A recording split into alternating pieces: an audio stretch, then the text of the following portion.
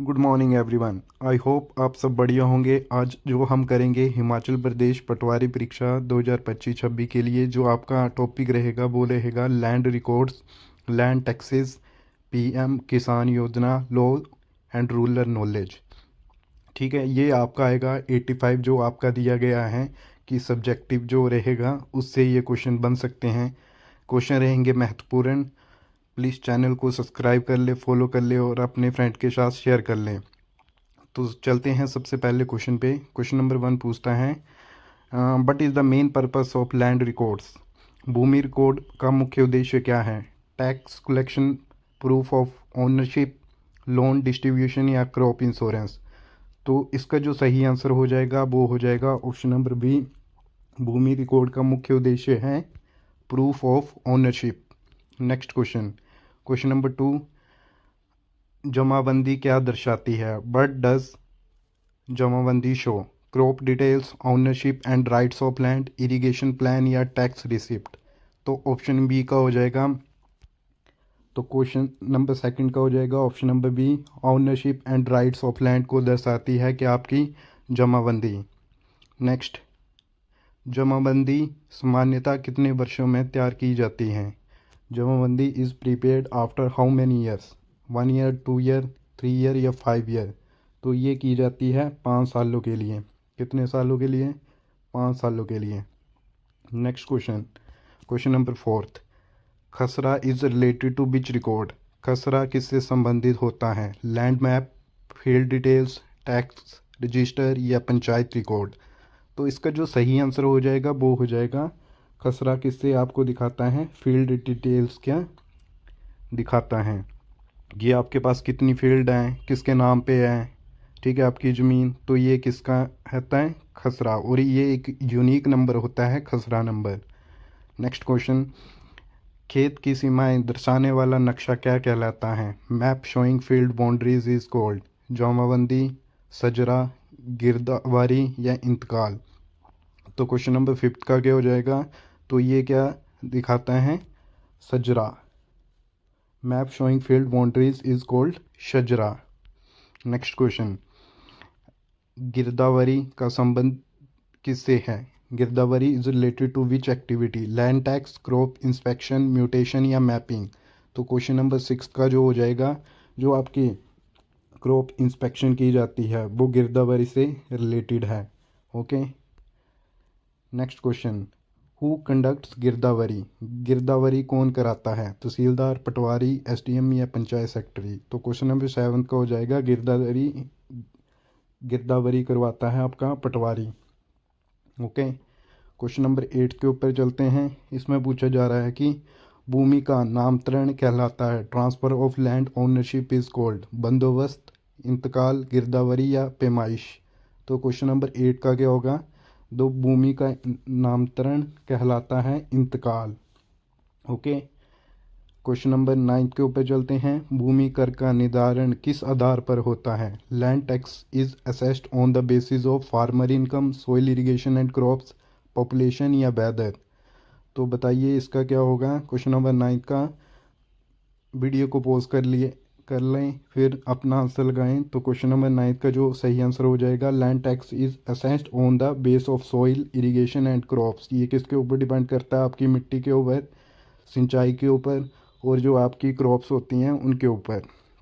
Next question, tax on irrigated land is compare to unirrigated land. सिंचित भूमि कर असिंचित भूमि की तुलना में होता है लेस, इक्वल, मोर या नील।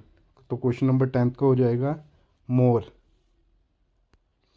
क्वेश्चन नंबर 11, दोमट मिट्टी किसके लिए उपयुक्त होती है?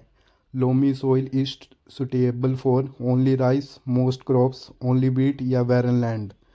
तो जो दोमट मिट्टी होती है वो किसके लिए होती है? वो होती है मोस्ट क्रॉप्स के लिए। मेनली क्रॉप्स जो उगाई जाती है वो आपकी लोमी सॉइल में उगाई जाती है। और आपकी एक होती है ब्लैक कॉटन, ब्लैक सॉइल, जो कॉटन प्रोडक्शन के लिए महत्वपूर्ण होती है। नेक्स्ट क्वेश्चन, भूमि की माप की इकाई कौन सी है? Which is unit of land measurement? Litre, hectare, quintal या टन। तो क्या आएगा 12 का? तो भूमि की जो इकाई होती है वो किससे नापी जाती है, वो हेक्टेयर से नापी जाती है कि किसके पास कितनी ज़मीन हेक्टेयर है। ओके। क्वेश्चन नंबर 13, पीएम किसान योजना किससे संबंधित है। PM Kisan scheme is related to crop loan, income support to farmers, crop insurance या इरीगेशन। तो क्वेश्चन नंबर 13 का जो आंसर हो जाएगा वो करती है इनकम सपोर्ट टू फार्मर्स। जो आपकी पीएम किसान योजना है वो इनकम सपोर्ट करती है फार्मर को। Next question, question number 14, PM Kisan का लाभ किसको दिया जाता है। Who gets benefit under PM Kisan, all citizens, eligible farmer families, landless, labours या ट्रेडर्स। तो ये किसको किया जाता है। क्वेश्चन नंबर 14 का हो जाएगा बी। आगे बढ़ने से पहले चैनल को सब्सक्राइब कर ले, फॉलो कर ले और अपने दोस्तों के साथ शेयर कर ले। क्वेश्चन नंबर 15, पीएम किसान में भूमि रिकॉर्ड क्यों ज़रूरी है। Why land records are required in PM Kisan. तो किसके लिए, for loan, for eligibility verification, for insurance या फॉर टैक्स कैलकुलेशन। तो क्वेश्चन नंबर 15 का जो सही आंसर हो जाएगा for eligibility verification. Okay. Question number 16 के ऊपर चलते हैं। पीएम किसान की राशि कितने किस्तों में दी जाती है। PM Kisan amount is given in how many installments, 1, 2, 3 या 4। तो क्वेश्चन नंबर 16 का हो जाएगा 3। तो कितनी कितनी देते हैं, आपको टोटल मिलती है 6000। ठीक, 2000 किस्त मिलती है 3 महीनों के बाद। नेक्स्ट क्वेश्चन, ग्राम पंचायत का प्रमुख कौन होता है। Who is the head of gram panchayat, patwari, pradhan, tehsildar या डीसी। तो क्वेश्चन नंबर 17 का हो जाएगा प्रधान। और बेसिकली प्रधान की सैलरी कितनी होती है, 4500। ओके। नेक्स्ट क्वेश्चन आता है, पंचायती राज व्यवस्था किस स्तर पर कार्य करती है। Panchayati Raj works at which level, central, state, district या लोकल। तो क्वेश्चन नंबर 18 का क्या हो जाएगा, जो आपकी पंचायती राज वर्क करती है वो लोकल कैडर पे वर्क करती है। Okay.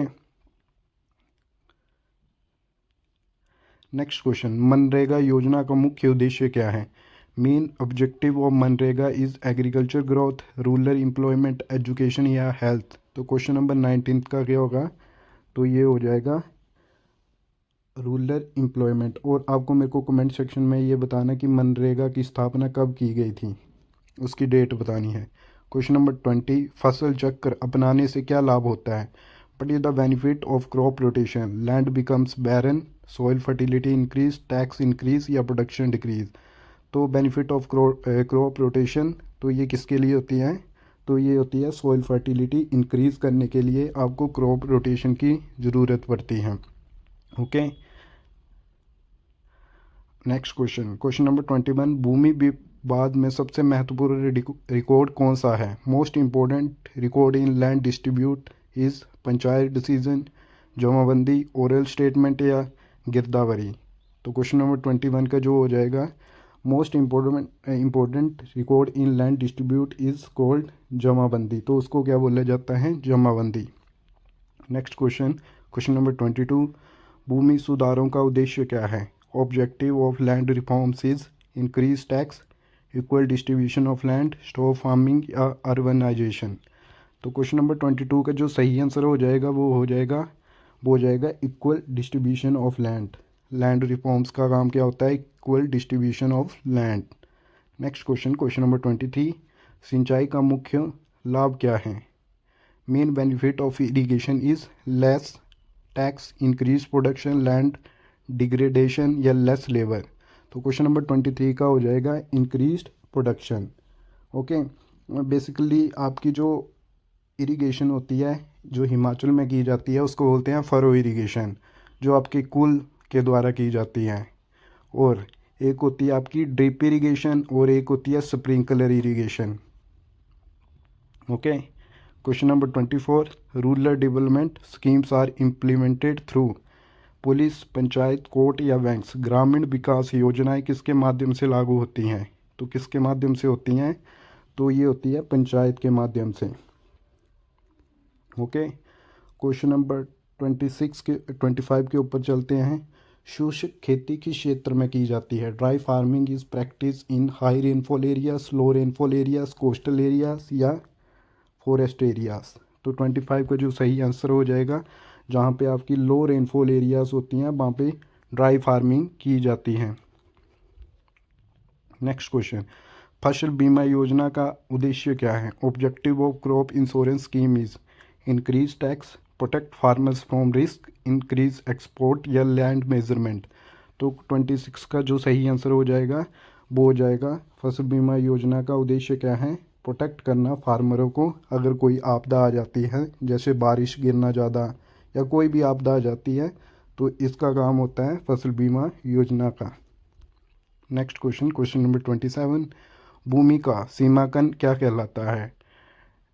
डेमरिकेशन of land is called गिरदावरी, पैमाइश, इंतकाल या बंदोबस्त। तो क्वेश्चन नंबर 27 का हो जाएगा, उसको बोला जाता है पैमाइश। Next question, question number 28, rural credit is mainly provide by. ग्रामीण ऋण मुख्यतः किससे मिलता है? स्कूल, बैंक एंड कोऑपरेटिव से या पंचायत से या पुलिस से। तो सभी को पता है किससे मिलता है ये आपको, rural credit, bank and cooperative, जो आपकी सोसाइटियाँ होती हैं वहाँ से ऋण मिलता है। नेक्स्ट क्वेश्चन, क्वेश्चन नंबर 29, कृषि भूमि का उपयोग किसके लिए होता है? Agriculture land used for industry, housing, farming या ट्रेड। तो 29 का जो हो जाएगा वो हो जाएगा option number C, farming. Next question, बंजर भूमि का अर्थ क्या है? What does barren land mean? Fertile land, irrigated land, unproductive land या फॉरेस्ट लैंड। बंजर भूमि का मतलब क्या है?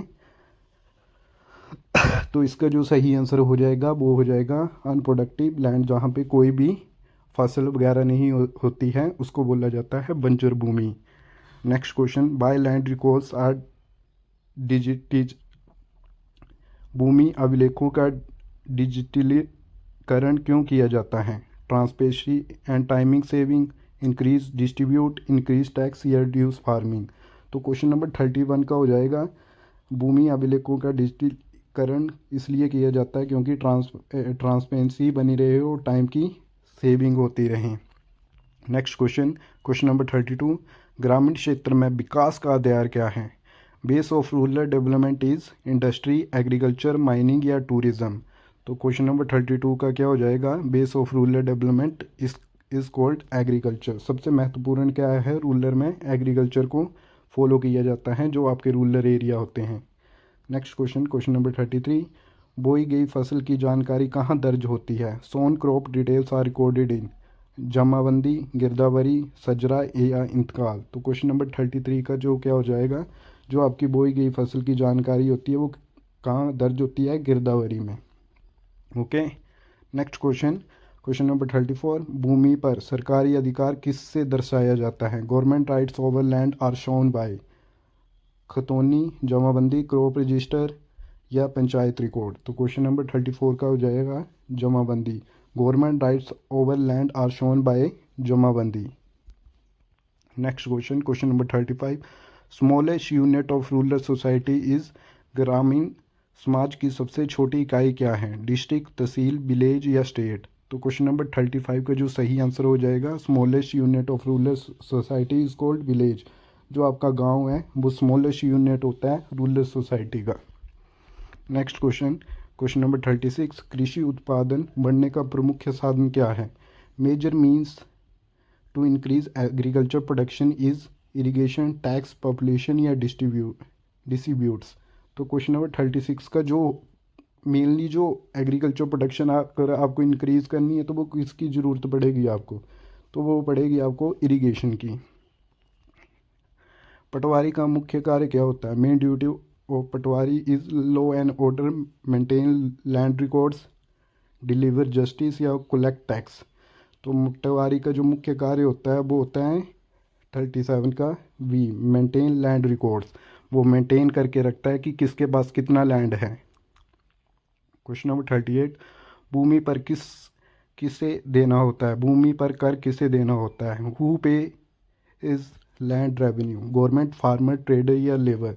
तो क्वेश्चन नंबर 38 का जो आंसर हो जाएगा, भूमि पर कर किसको देना होता है? जो आपके फार्मर होते हैं उनको कर देना होता है। क्वेश्चन नंबर 39, ग्रामीण कानून का मुख्य उद्देश्य क्या होता है? Main objective of rural loss is increase disputes, maintain social order, stop farming या रिमूव टैक्स। तो 39 का जो हो जाएगा, रूरल लॉस क्या होता है? मेंटेन सोशल ऑर्डर को मेंटेन बनाए रखना। नेक्स्ट क्वेश्चन नंबर 14, भूमि अभिलेख किस स्तर पर रखे जाते हैं? Land records are maintained at which level? Central, state, district या तहसील या इंटरनेशनल? तो क्वेश्चन नंबर 14 का हो जाता है land records are maintained district और तहसील लेवल पे मेंटेन किए जाते हैं। तो ये रहे आपके 40 क्वेश्चन। और आपको कैसे लगे क्वेश्चन बताना ज़रूर कमेंट सेक्शन में, और चैनल को फॉलो कर लो, सब्सक्राइब कर लो, अपने दोस्तों के साथ शेयर कर लो। धन्यवाद, मिलते हैं अगले सेशन में। नमस्कार।